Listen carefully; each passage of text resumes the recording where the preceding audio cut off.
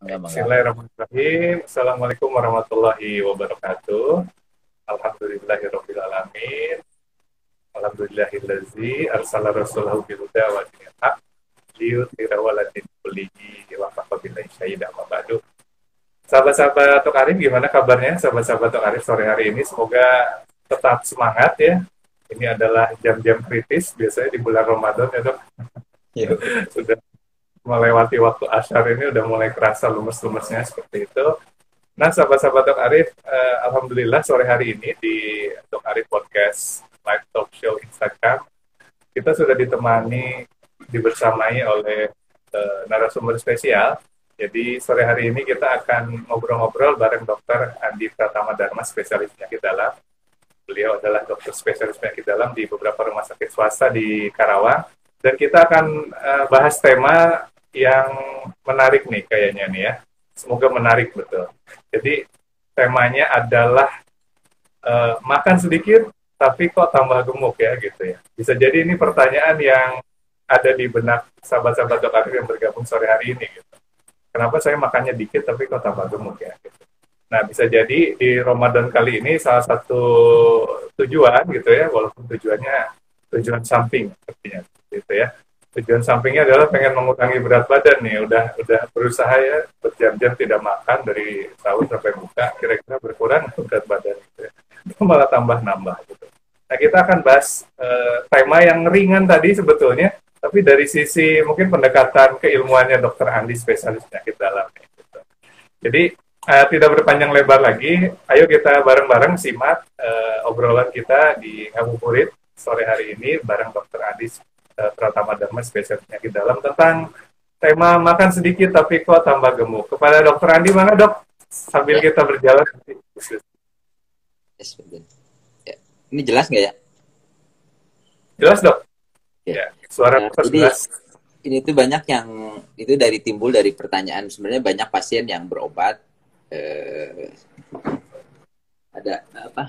Pasien yang berobat terus nanya, kan saya bilang ini berat badannya kelebihan gitu. Terus biasanya bilangnya, tapi saya makannya sedikit dok, tapi ini memang susah turun, padahal makannya udah sedikit katanya.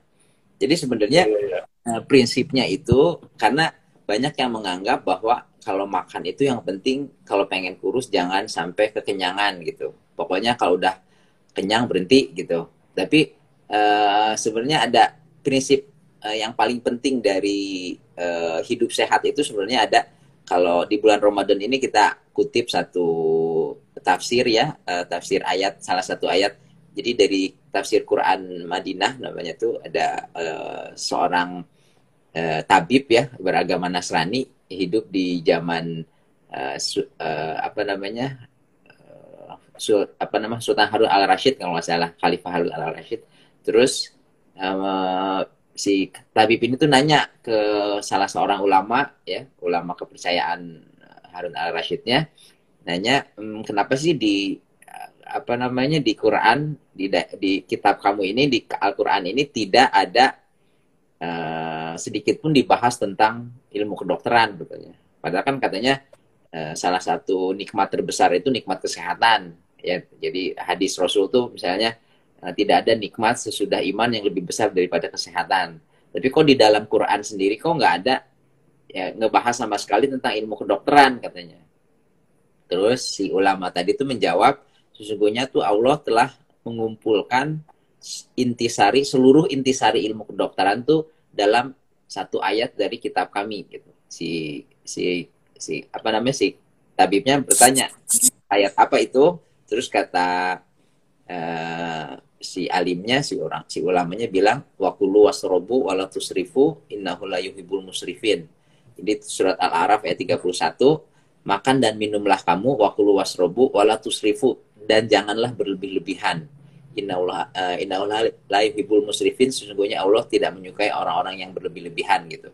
Nah, yang jadi sebenarnya jadi yang luar biasa tuh di kalimat ini tuh, makan dan minumlah kamu dan janganlah berlebih-lebihan, itu dikatakan intisari dari semua ilmu kedokteran.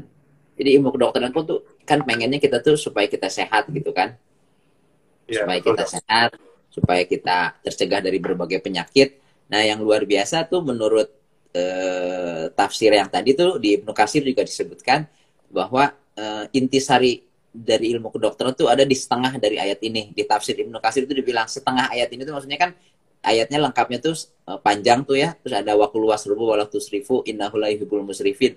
Jadi setengah ayatnya tuh cuma makan dan minumlah kamu dan janganlah berlebih-lebihan. Setengah ayat ini tuh intisari dari ilmu kedokteran tuh di situ. Jadi yang luar biasa tuh cuma dengan itu aja sebenarnya kita tuh sebenarnya bisa sehat, bisa mencegah dari berbagai penyakit, bisa istilahnya tuh sehat sampai usia lanjut asal kita tuh pegang ini aja bener, makan dan minum dan jangan berlebih-lebihan. Jadi karena kata Rasul SAW tuh sumber dari penyakit adalah perut, perut adalah gudang penyakit. Jadi artinya memang makanan dan minuman itu sangat penting gitu. Cuman dalam Islam tuh nggak pernah diatur yang aneh-aneh, yang susah-susah, nggak pernah diatur apa makanannya yang nggak boleh ini, nggak boleh itu, berapa banyak segala macam. Cuman diatur tuh pokoknya jangan makan berlebihan aja. Pastikan makanannya halal gitu, kemudian jangan berlebihan gitu, jangan makan dan minum berlebihan. Nah itu kuncinya. Nah makan dan minum berlebihan itu sebenarnya ada dua komponennya yang orang tuh sering kenal ungkapan kami adalah kaum yang hanya makan ketika lapar dan berhenti ketika kenyang gitu kan. Itu tuh dianggapnya tuh hadis, padahal sebenarnya ternyata bukan hadis. Itu tuh ada dalam salah satu kitab salah satu imam besar gitu, salah satu ulama besar tuh dikatakan itu tuh sebenarnya ada seorang raja Persia, dia tuh pengen hidup panjang umur gitu ya, terus dia mengundang kitab tabib-tabib kenamaan dari berbagai negara gitu, pengen tahu gimana sih cara hidup sehat itu gitu. Terus semuanya ngasih tahu harus begini, harus begini, harus begini.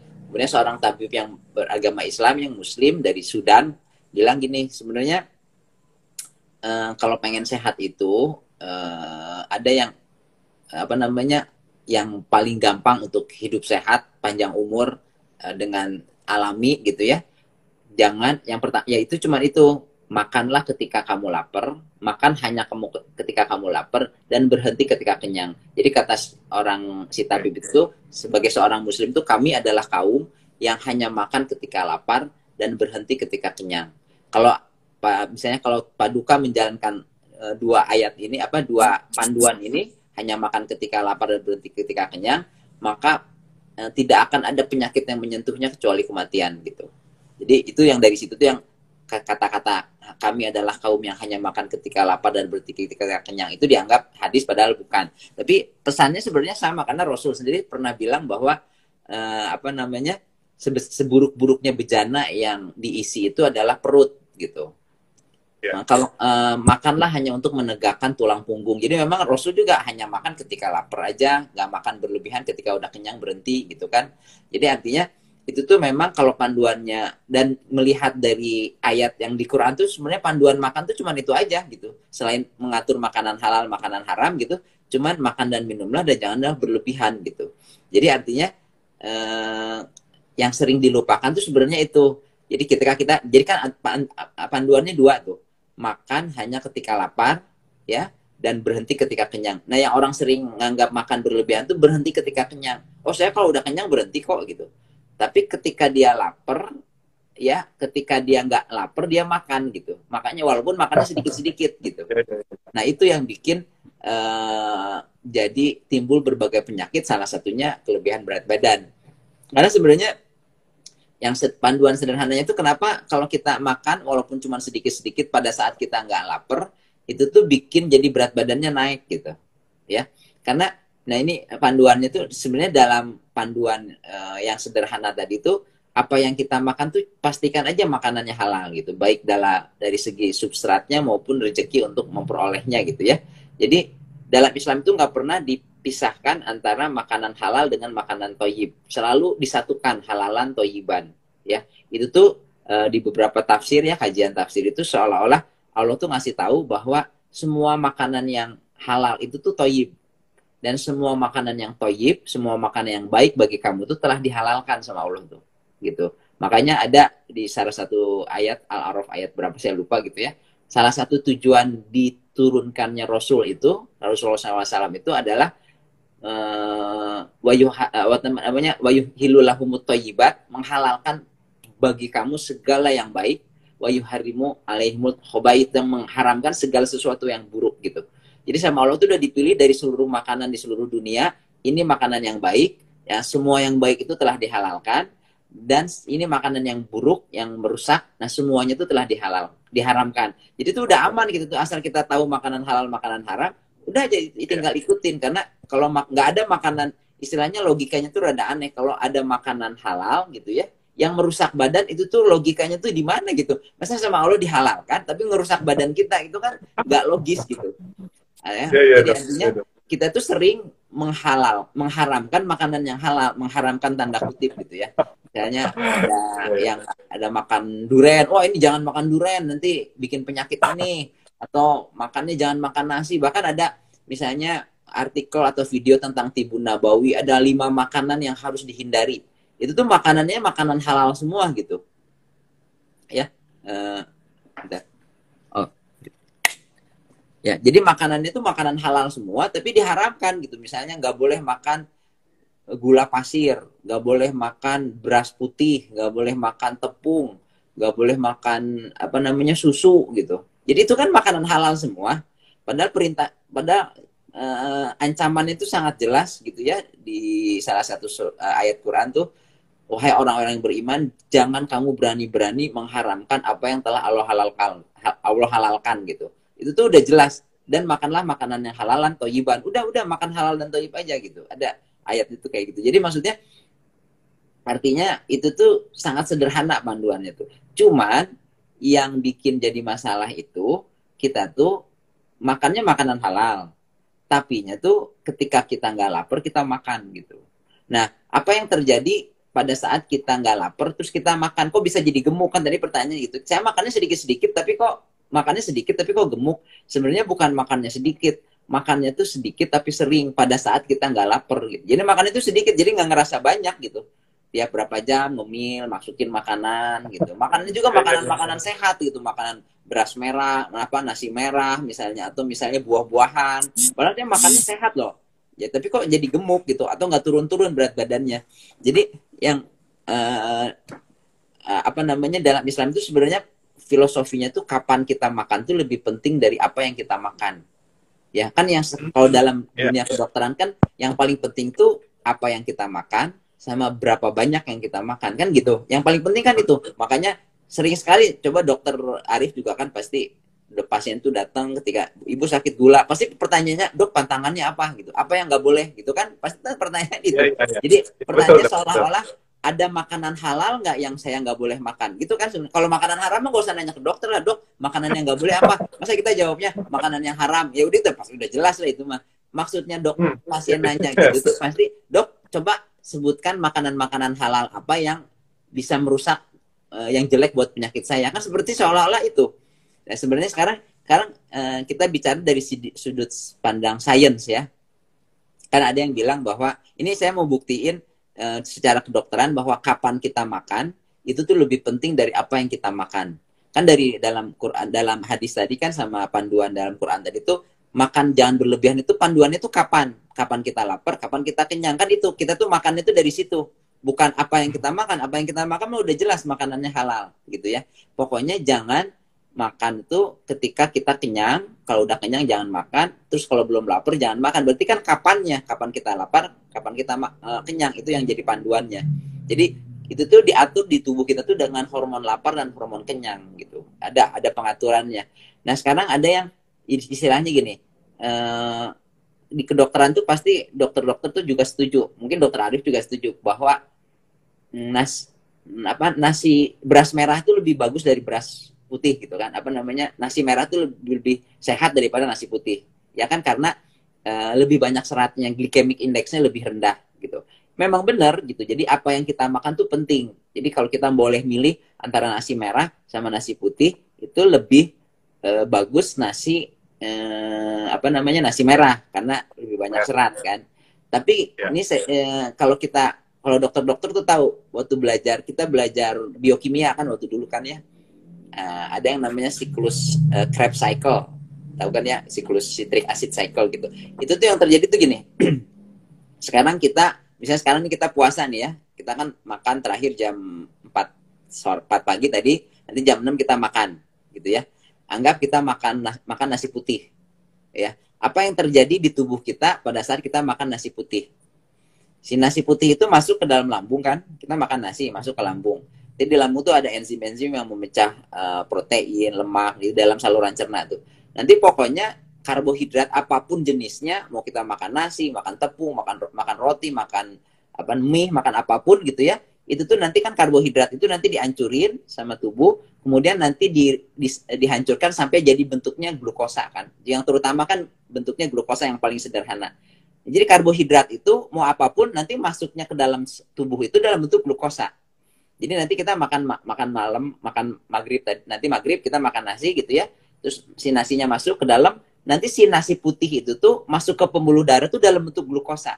Molekulnya tuh sama persis antara nasi merah maupun nasi putih. Ketika udah masuk ke dalam pembuluh darah tuh masuknya dalam bentuk glukosa gitu.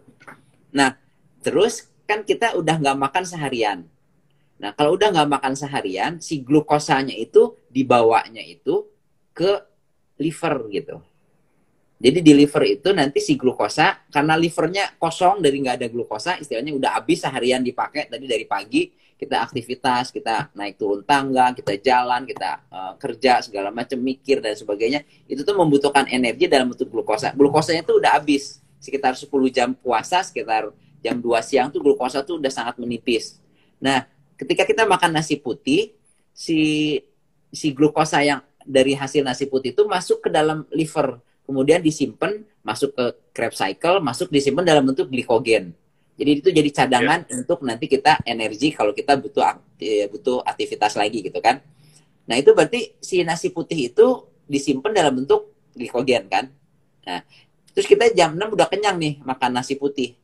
Jam 8 kan belum lapar itu sebenarnya. Udah makan kenyang gitu kan, kita udah makan kenyang nih. Kita kan tubuh itu butuh waktu sekitar 4 sampai 5 jam untuk mengosongkan lambung. Berarti kalau kita makan terakhir makan pas buka puasa jam 6 setengah 7, jam 8 tuh belum kenyang itu. Belum lapar itu tuh karena makanan tuh masih penuh di dalam lambung tuh belum beres. Terus kita makan nasi merah. Ya. Wah, dan ada misalnya ada pindang, ada apa belum beres nih sayang, kita makan pakai nasi merah. Itu kan dikatakan lebih bagus daripada nasi putih. Nasi merahnya itu masuk ke lambung kita, sama dihancurin, dijadiin glukosa, kemudian nanti masuk ke pembuluh darah. Cuman bedanya karena glycemic indexnya lebih rendah, jadi dia diserapnya itu lebih lama, agak lebih lama dibandingkan nasi putih. Jadi si glukosa dari nasi merah itu masuk ke pembuluh darah itu lebih lambat gitu. Gitu aja sebenarnya. Cuman karena kita masih kenyang, kan sama-sama glukosa tuh. Nah, si glukosa itu tuh mau masuk nih dari nasi merah masuk ke pembuluh darah. Itu tuh mau masuk ke liver, masih penuh livernya tuh. Jadi si livernya tuh glikogennya tuh udah full. Nggak bisa nerima lagi. Jadi sementara tubuh kita tuh nggak bisa buang-buang makanan kayak kita gitu. Dia tuh harus disimpan ini tuh si glukosa itu. Si glukosa itu tuh nanti disimpannya, dia tuh masuk ke sel masuk ke jaringan lemak, masuk ke dalam sel lemak. Di dalam sel lemak itu glukosa tuh masuk ke Krebs cycle tadi. Tadi yang di liver itu masuknya Krebs cycle dirubah jadi glikogen.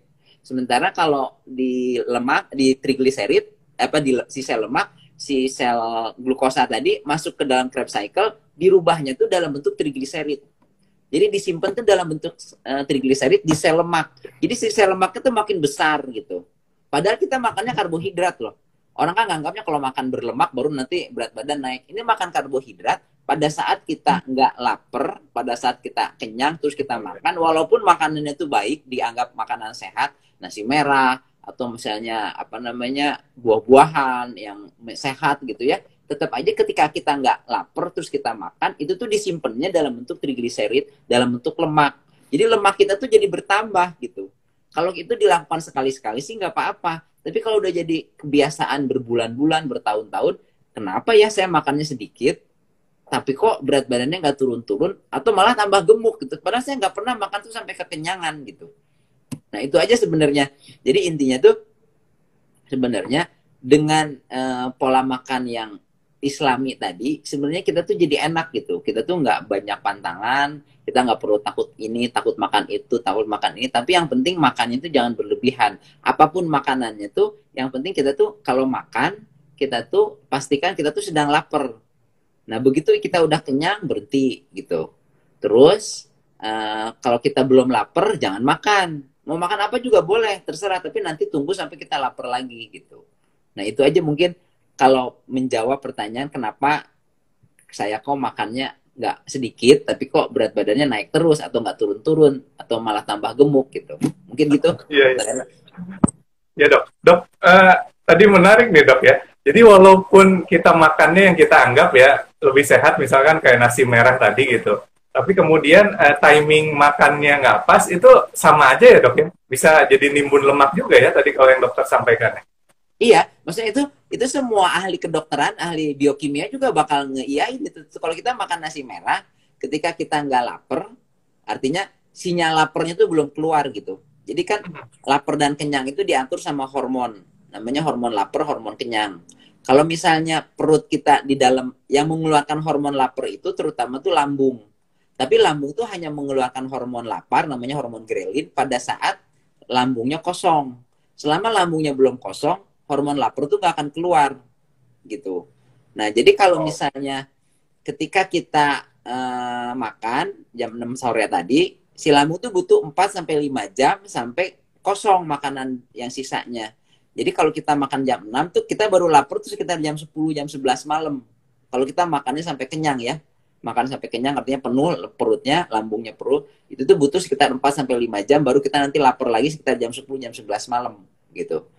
Nah, jadi maksudnya itu kiatnya itu, jadi kalau bisa habis makan malam tidurnya tuh jangan terlalu malam, jadi kita nggak ngerasa lapar, nanti bangun-bangun tuh baru pas sahur itu tuh baru ngerasa lapar lagi. Nah, kalau misalnya ketika hormonnya makanannya kosong gitu ya, makanannya apa namanya lambungnya kosong, si lambung tuh mulai ngeluarin hormon grelin dari lambung itu. Si hormon itu masuk ke pembuluh darah, terus dia menyebar ke seluruh organ-organ, salah satunya ke otak. Nah, ke otak tuh ngasih sinyal, saya udah butuh energi nih, silakan kalau mau makan, boleh gitu. Nah, si hormon lapar itu ngasih sinyal ke kita, silakan kalau mau makan, cari makan deh gitu. Makin tinggi hormonnya, nanti makin ini kok nggak masuk-masuk, makanan cepet dong cari makanan gitu. Nanti misalnya udah 10 jam gitu, si otaknya gimana sih nih otak nih, disuruh nyari makanan malah diem-diem aja gitu. Nah, itu tuh hormon lapar tuh makin lama kan kadarnya makin tinggi gitu ya.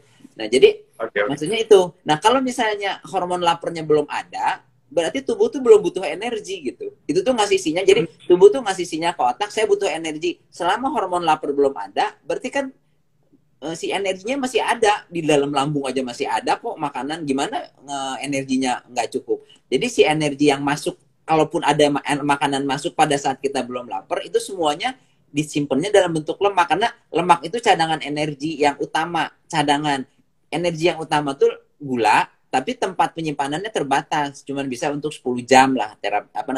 Kita tuh nyimpen gula itu cuman bisa dipakai untuk aktivitas sekitar 10 jam. Tapi kalau lemak tuh bisa disimpan sampai berhari-hari, bahkan berminggu-minggu gitu. Makanya orang berat badannya bisa berlebihan tuh karena lemak tuh bisa disimpan nggak ada batasnya itu tuh. Orang tuh bisa sampai 200 kilo, 300 kilo itu disimpannya dalam bentuk lemak semua gitu. Iya, iya dok. Dok, jadi memang harus hati-hati nih ya. Jadi timing juga diperhatikan gitu. Bisa jadi seperti itu. Jadi kondisinya tetap aja jadi lemak numpuk gitu ya kalau kita timingnya salah ketika makan. Bukan harus hati-hati. Malah yang utamanya itu tuh kapan kita makan tuh lebih penting dari apa yang kita makan. Itu yang harus jadi mindsetnya. Jadi kita nggak usah mikirin, aduh saya makan apa nih? Apa yang nggak boleh? Nggak usah mikirin gitu. Udah apa aja boleh, yang penting halal. Nah, tinggal makannya tuh kapannya tuh. Nah, sekarang saya lapar nggak? Kalau lapar saya makan. Ya, kalau saya kenyang jangan dulu makan, tunggu sampai lapar gitu. Itu aja, tunggu kapannya itu gitu. Tunggu hormon laparnya kasih kode ya. Jangan pakai hormon hawa nafsu gitu. Kalau pakai hormon hawa nafsu bisa kapan aja makan.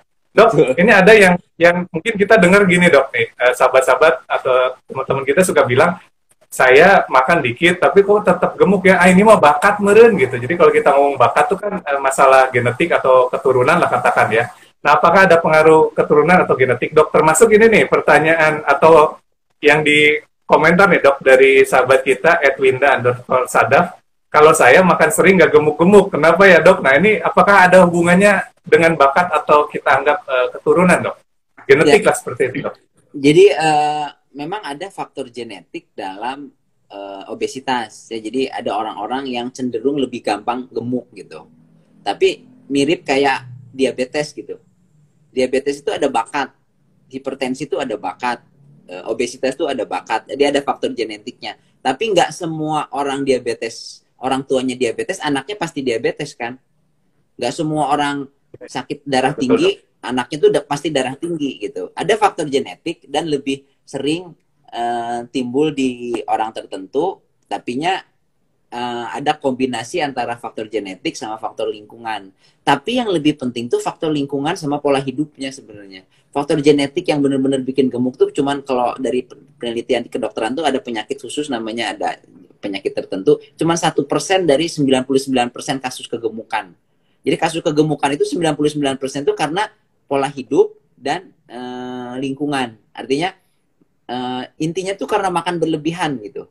Ini tuh bisa kita tuh bisa berdebat panjang lebar kalau dari segi kedokteran. Tapi kalau dari segi apa namanya, kan kita di bulan Ramadan nih, jadi semua kita hubungkan lebih dengan hadis, dengan panduan dari Rasulullah SAW tentang hidup sehat gitu ya. Di dalam Islam itu satu-satunya mungkin agama yang menganggap kelebihan berat badan itu sesuatu yang tidak terpuji. Kan kita kalau dalam agama kan sesuatu yang tidak terpuji itu berbohong itu tidak terpuji kan, apa namanya, menipu, membicarakan orang itu bukan sesuatu yang terpuji. Nah, obesitas tuh kalau orang gemuk tuh gimana? Itu tuh dalam Islam tuh termasuk termasuk apa namanya, hal yang tidak terpuji. Hadisnya tuh ada lebih dari satu. Ada misalnya hadis riwayat Muslim, satu lagi hadis riwayat Bukhari gitu ya. Kata Rasulullah tuh apa namanya, sebaik-baik generasi adalah generasiku ya. Kemudian generasi sesudahku, jadi generasiku dan para sahabat itu generasi terbaik. Kemudian generasi sesudahku para tabiin, kemudian generasi setelahnya para tabiin tabiat.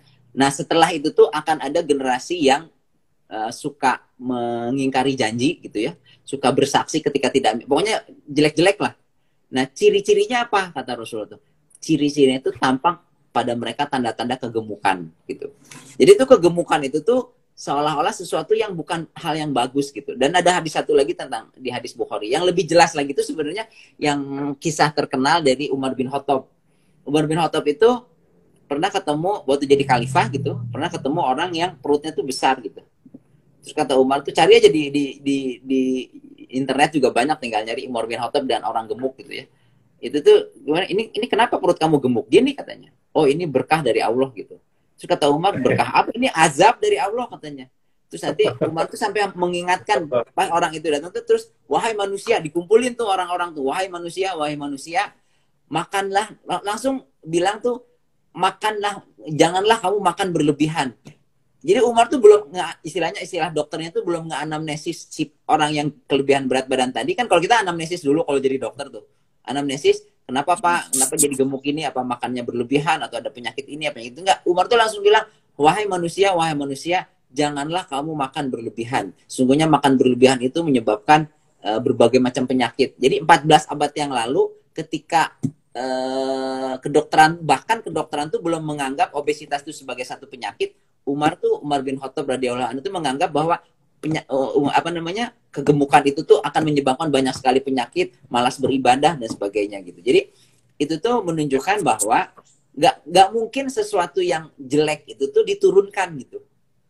Ya, jadi nggak mungkin ada itu mah turunan itu berat badan. Tapi kok sama Umar dibilang itu tuh azab dari Allah. Kalau misalnya kamu berat badannya kelebihan, kamu tuh harus nurunin karena itu tuh jadi nanti akan jadi istilahnya azab yang kamu bikin banyak sekali penyakit, akhirnya kamu tuh hilang nikmat kesehatannya gitu. Jadi maksudnya tuh si kegemukan ini tuh memang harus dianggap satu penyakit kayak kita kena diabetes gitu. Kan kalau misalnya ada kita sama dokter dibilang, Bu, ibu sakit diabetes, gulanya tinggi, langsung stres kan. Aduh gimana nih gitu. Itu karena itu tuh penyakit udah kebayang berbagai komplikasinya. Tapi kalau orang gemuk itu tuh nggak nganggap itu satu penyakit gitu. Biasa-biasa aja. Ya namanya juga tuh tambah umur, ini mah tanda-tanda kemakmuran mah kayak gini gitu. Kalau orang makmur ya berat badannya kelebihan gitu. Nah itu nggak dianggap penyakit, nggak stres, nggak dianggap penyakit, nggak berusaha diturunkan kayak kita nurunin gula darah gitu.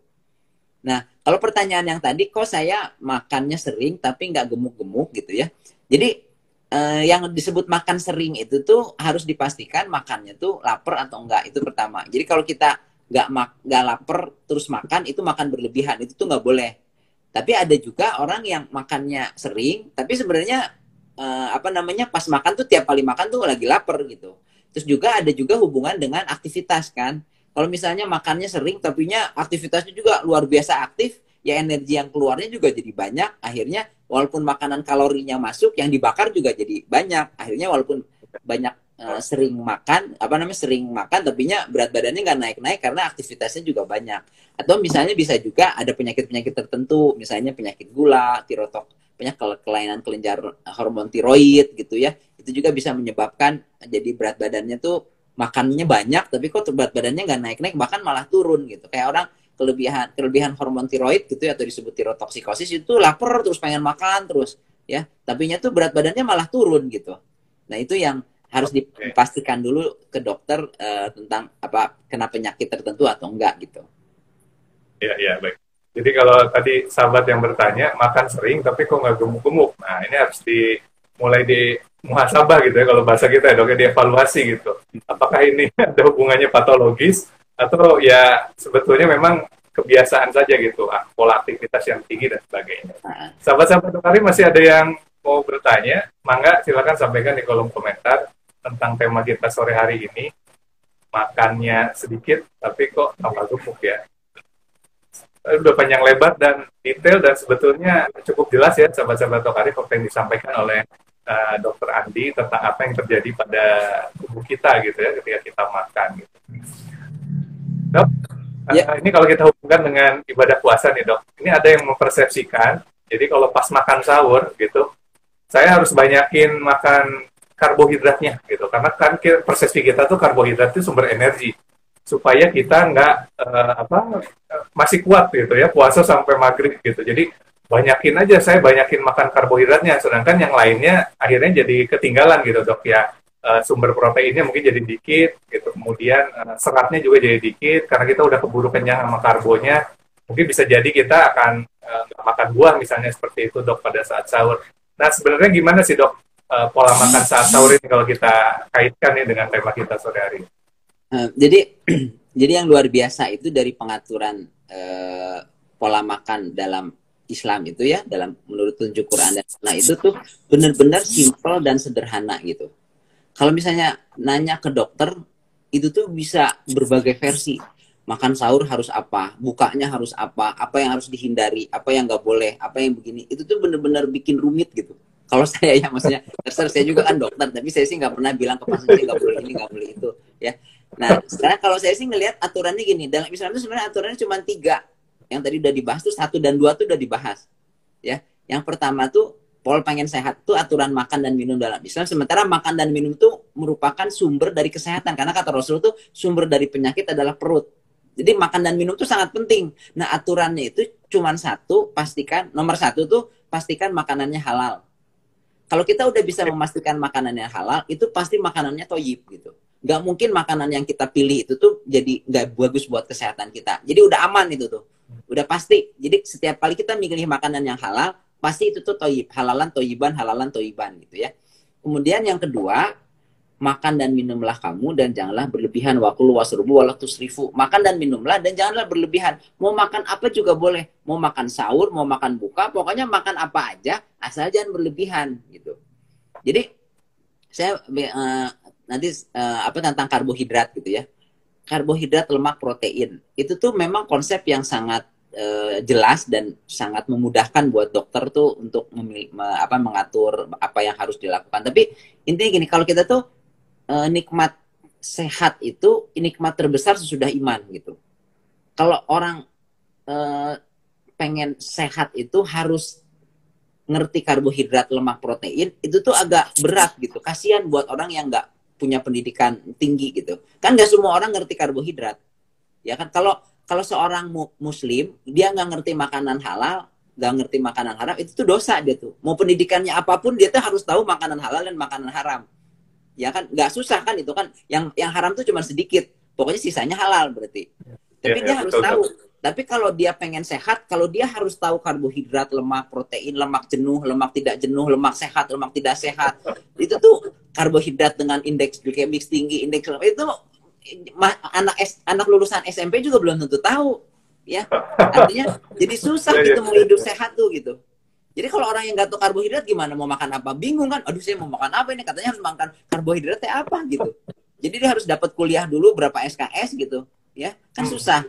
Nah, tapi kalau orang yang nggak ngerti apa-apa dibilang pokoknya makanan minum itu jangan berlebihan gitu. Itu kan semua orang tahu. Oh berlebihan itu gimana? Pokoknya kamu kalau lapar makan boleh. Kalau udah kenyang berhenti. Kalau nggak lapar jangan makan. Itu tuh semua orang yang pendidikannya apapun tuh tahu gitu. Nah, terus sekarang kalau kita nganggap puasa itu adalah kayak beban gitu. Aduh saya harus banyak makan pas sahurnya supaya kuat sampai sorenya. Nah, konsep dalam Islam itu malah itu tuh puasa tuh adalah rahmat gitu. Kasih sayang Allah. Karena yang peraturan kedua tadi apa? Makan dan minumlah kamu dan janganlah berlebih-lebihan. Itu tuh susahnya minta ampun. Itu tuh maksudnya nggak ada perintah dalam Quran itu tuh yang gampang. Nggak pernah ada di Quran tuh sayangilah anak-anak kamu. Nggak ada. Dan itu mah otomatis anak sama anak mah sayang gitu. Tapi ke orang tua janganlah kamu mengatakan kalau orang tua kamu sudah berusia lanjut. Itu kan karena itu tuh susah. Semua perintah dalam Quran tuh susah. Kalau gampang mah nggak akan disuruh gitu. Jadi makan dan minumlah kamu janganlah berlebih-lebihan itu tuh sulit memang. Tapi kalau kamu bisa itu tuh kunci dari kesehatan tuh itu.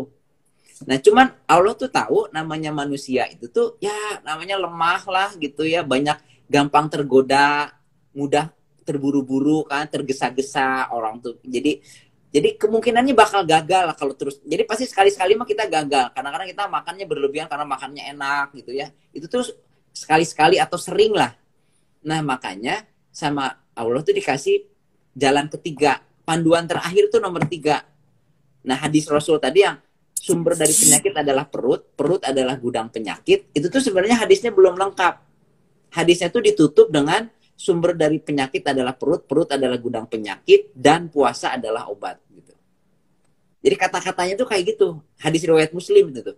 Jadi pasti sahih lah itu mah. Ya, jadi maksudnya, jadi Allah tuh tahu namanya manusia itu pasti sering berlebih-lebihan makan dan minumnya. Nah, kalau kamu berlebih-lebihan tuh bakal timbul berbagai penyakit gitu. Nah, untuk mengatasi penyakit itunya di hadis yang tadi. Dan puasa adalah obat bagi gudang penyakit. Jadi kalau kita makan berlebihan tuh penyakitnya tuh nggak cuma satu. Itu tuh penyakitnya dari hipertensi, kolesterol, trigliserid tinggi, diabetes, kelebihan berat badan, dan berbagai penyakit lain gitu. Autoimun segala macam itu karena makannya berlebihan. Nah puasa itu tuh bisa jadi obat gitu buat kamu. Jadi kalau kita nganggap puasa itu obat kan kita seneng sebenarnya minum obat itu kan pengen sembuh gitu. Nggak, minum obat males banget ini teh gitu kan nggak gitu kan. Karena kita tuh tahu kita tuh banyak penyakit, kita tuh ada kelebihan berat badan lah, kolesterolnya tinggi, trigliseridnya tinggi, puasa malas gitu. Nah tiba-tiba sama lo diwajibkan, kutiba alaikumusiyam, kamu kutiba alalatina min qablikum la'allakum tattaqun. Setelah diwajibkan buat kamu tuh 1 bulan ini minimal puasa terus gitu. Itu tuh jadi dikasih terapi terus selama 1 bulan gitu. Jangan ngerasa aduh gimana ya, saya tuh pasti lemas, pasti nggak ada capek, ini lemas, nggak ada gunanya nih puasa ini tuh cuma melalaikan menggugurkan kewajiban. Padahal sebenarnya itu tuh kalau dijalankan dengan kalau kita pelajari secara kedokterannya, benar-benar si puasa itu obat buat banyak sekali penyakit. Hanya nggak makan apa-apa dari sahur sampai maghrib, itu manfaatnya tuh buat gula darah, buat kolesterol, buat kelebihan berat badan, buat trigliserid, buat daya tahan tubuh, buat hipertensi, buat gula darah, buat autoimun gitu ya, untuk meningkatkan keseimbangan hormon. Cukup sekedar gak makan apa-apa gitu. Ya. Jadi malah kalau kita makannya berlebihan sampai kekenyangan banget pas sahur supaya kuat sampai maghrib gitu, itu tuh prinsip yang keduanya udah dilanggar gitu. Kita pastikan makanannya sahurnya halal, nggak mungkin lah makan sahur makan haram gitu. Pasti makanannya halal. Tapi berlebih-lebihan gara-gara kita takut kita ngerasa si puasanya jadi beban gitu. Saya pasti lapar nih harus banyak makan gitu. Padahal sebenarnya kalau kita pas sahur makan yang nggak berlebihan, terus kita jalankan puasa dengan rasa syukur, kita dipaksa sama Allah tuh supaya puasa, supaya minum obat gitu, kayak orang tua tuh, harus minum obat, ayo cepet, harus minum obat gitu. Karena anak kecil anaknya nggak mau minum obat tuh kan pahit gitu ya. Tapi itu tuh bagus buat kita tuh. Nah makanya nanti ayat-ayat di dalam apa namanya, Quran itu tentang puasa tuh nggak banyak, cuma 183, Al-Baqarah 184, 185. Di ayat 183-nya tuh Allah tuh bilang di ujung ayatnya tuh, sesungguhnya puasa itu lebih baik bagi kamu jika kamu mengetahui. Jadi artinya tuh kayak gitu. Jadi si puasa itu tuh sebenarnya kalau kamu tahu aja, kalau kamu pelajari secara kedokteran, puasa itu tuh lebih bagus buat kamu. Kalau aja kamu tahu gitu. Terus nanti ada yang komen kan, oh, tapi berat puasa tuh gitu. Di ayat 185-nya tuh di ujung ayat, di tengah-tengah ayatnya tuh Allah tidak menghendaki kemudahan, kesukaran bagi kamu. Allah menghendaki kemudahan bagi kamu, tidak menghendaki kesukaran. Jadi memang kelihatannya tuh susah si puasa itu. Tapi sebenarnya tuh di balik itu tuh ada kemudahan, nanti kita tuh jadi lebih sehat. Ketika lebih sehat kan jadi lebih mudah aktivitasnya. Berat badannya turun, kolesterolnya turun, gula darahnya turun gitu. Jadi banyak pasien-pasien yang saya tuh yang boleh makan apa aja, pasien diabetes tuh makan apa aja asal jangan berlebihan, terus ikut program puasa di luar bulan Ramadan ya, ada program-program puasa intermittent namanya ya, puasa sunnah juga dikombinasi sama puasa water fasting dari malam ke pagi, itu tuh bisa lepas obat sama sekali, gula darahnya bagus, HbA1c-nya normal, terus berat badannya turun, kolesterolnya turun tanpa banyak minum obat, malah bisa lepas obat sama sekali hanya dengan puasa. Karena kata Ibnu Sina itu salah satu tokoh kedokteran yang terkemuka ya zaman beberapa abad setelah Rasul itu tuh bilang puasa itu bisa jadi obat bagi segala macam penyakit. Ibnu Sina tuh malah ngomong kayak gitu, bukan kalau Rasul kan puasa itu adalah obat bagi gudang penyakit. Kalau Ibnu Sina tuh puasa itu bisa obat untuk segala macam penyakit, kata Ibnu Sina tuh gitu. Ibnu Sina tuh bukan sembarangan loh, dia tuh bikin buku kedokteran yang dipakai berabad-abad di Eropa sebagai rujukan ilmu kedokteran. Jadi dokter-dokter di Eropa tuh kalau belajar tuh salah satu textbook wajibnya tuh Ibnu Sina. Nah Ibnu Sina tuh bilang gitu, puasa itu bisa jadi obat untuk segala macam penyakit gitu. Ya maksudnya setelah dia pelajari ilmu kedokteran gitu ya, dia sampai kesimpulan, termasuk setelah melihat hadis Rasul, sumber dari penyakit adalah perut, perut adalah gudang penyakit, dan puasa adalah obat. Kesimpulan itu kayak gitu. Jadi itu kalau makan mah pas sahur mau makan apa aja silakan, yang penting begitu udah kenyang berhenti. Memang lebih bagus dari kedokteran tuh kalau makannya bervariasi. Jadi kita makan, ada makanan pokok, ada nasi, lauk pauk, ada sayur, ada buah, itu kan lebih sehat dibanding nasinya 2 piring gitu terus sama daging, udah selesai, udah aja makan minum gelak gitu, itu kan nggak sehat ya. Cuma itu juga sebenarnya memang nggak ada aturan khusus, cuman pokoknya yang penting jangan berlebihan lah gitu aja gitu. Jadi intinya sih pengaturan makan sih silakan aja. Jadi kita tuh menikmati ketika kita lapar itu tuh ada yang, jadi kita tuh kan pengennya jangan sampai lapar pas maghrib. Jadi kita makan karbohidrat yang banyak supaya sampai maghrib tuh jangan lapar gitu kan, seolah-olah kan kayak gitu. Padahal sebenarnya si hormon grelin tadi, tahu kan hormon grelin yang tadi kita bahas, ketika orang lapar si hormon grelinnya kan keluar. Ya kan? Hormon lapar itu. Jadi kita itu makan terakhir jam 4, nanti jam 9 pagi itu si lambung udah kosong dari makanan yang kita makan pas sahur. Nanti si lambung tuh mulai mengeluarkan hormon grelin dari jam 9 itu sampai maghrib. Nah, ternyata dari penelitian para ilmuwan itu si hormon grelinnya itu tuh banyak sekali manfaatnya tuh buat jantung. Dia tuh meningkatkan kontraktilitas jantung, memperbaiki penyembuhan, meningkatkan aktivitas sel-sel di tulang, di otot gitu. Ternyata hormon grelin yang tinggi itu tuh banyak manfaat kesehatannya. Jadi kalau kita lagi lapar, biasanya laparnya kan mungkin sekitar jam 12, jam 1 sampai maghrib gitu ya, mulai lapar. Itu dinikmati aja. Itu tuh tubuh kita tuh sedang memperbaiki diri, memperbaiki jantungnya dengan lapar itu berarti kita tuh yakin, oh ini hormon laparnya lagi keluar nih. Nah itu tuh banyak sekali manfaat kesehatan yang timbul hanya dengan kita tuh berlapar-lapar aja gitu. Jadi memang kadang-kadang luar biasa gitu. Kalau kita di kedokteran, kalau pengen sehat harus olahraga, ya kan? Olahraga itu kan susah, harus ngerjain ini, ngerjain itu, wah pokoknya repot lah gitu. Sementara puasa itu kan cuma nggak makan, diem aja, udah kita diem aja nggak makan apa-apa dari sahur sampai maghrib, itu ternyata manfaatnya itu sangat banyak hanya dengan tidak makan apa-apa gitu. Itu tuh sangat pasif, sesuatu hal yang sangat pasif, sangat mudah dilakukan, tapi manfaatnya itu begitu banyak karena salah satunya tuh prinsip dalam Islam itu cuma 3 tadinya itu. Pastikan makanannya halal, kedua makan dan minum jangan berlebihan. Nah kalau kita makan dan minum berlebihan ya udah jadikan si puasa itu sebagai terapi. Makanya nanti setelah bulan Ramadan jangan puasanya berhenti gitu, lanjutkan puasanya, puasa intermittent gitu, supaya kita tuh bisa puasa sebagai obat itu tuh bisa terus kita jalanin sampai menjelang Ramadan bulan tahun berikutnya gitu. Iya, iya. Masya Allah, luar biasa, seru sekali ya sahabat-sahabat Dok Arif ngobrol kita sore hari ini, ngabuburit kita bareng Dr. Andi, spesialis penyakit dalam. Sangat sebetulnya sudah panjang lebar disampaikan oleh beliau, tapi intinya sebetulnya sangat sederhana ya. Bagaimana kita mengatur pola makan yang adil gitu buat diri kita gitu ya, dan tetap menghalalkan, yang sudah halal tetap kita halalkan, seperti itu. Dok, mungkin di penghujung dari live talk show kita sore hari ini, karena sudah memasuki jam 5 ini, Mama kelihatannya udah mulai gelisah gitu ya, mau kembali ke dapur. Siap, siap. Dan semoga apa yang kita simak dari Dr. Andi sore hari ini menambah semangat dan motivasi kita ya, justru di jam-jam rawan nih, jam setelah asar gitu ya, kita mulai tambah lemes badan, tapi justru kita harus tambah semangat karena di dalam tubuh kita ini sedang terjadi proses perbaikan tadi ya, seperti yang Dr. Andi sampaikan. Nah, di penghujung live talk show kita, Dok, berkenan Dok menyampaikan take home message buat sahabat-sahabat Dok Arif, Dok.